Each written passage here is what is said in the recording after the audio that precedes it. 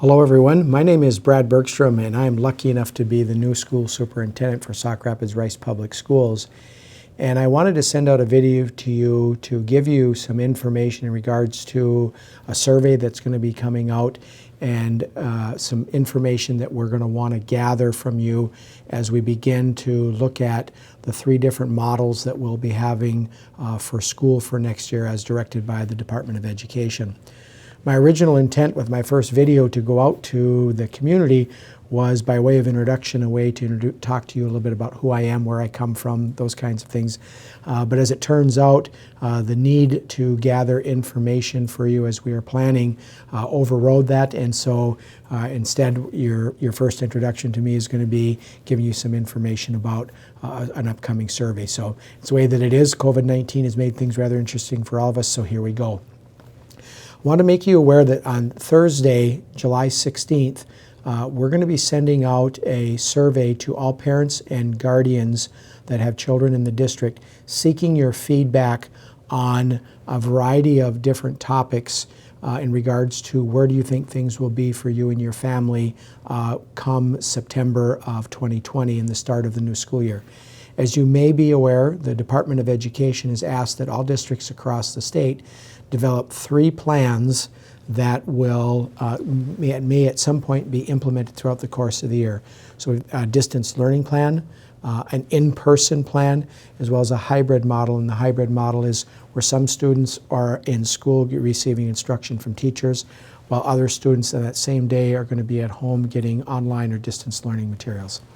So as we begin to develop this plan, we felt it was very important to gather some feedback from where parents and guardians are at, and that's the purpose of our survey. The survey will be broken into 2 components. There'll be an E5 component and a 612 component. Some of the questions are similar, but there's some differences with them, particularly one question at the secondary level. What we will ask with this anonymous survey is that if you have multiple children in a grade level, so say for example at the elementary level, you only need to fill out 1 survey. If you have children who are at multiple levels, and not multiple buildings, but multiple levels, so if they have a 3rd grader and you have an 8th grader, we'll ask that you fill out a survey for your 3rd grader and your 8th grader, again, because the questions are a little different, in particular at the secondary level. This information will be compiled and used as we begin to plan what our learning plans will look like in each of those 3 categories. Our goal is to share with the community and our parents, guardians, staff, etc.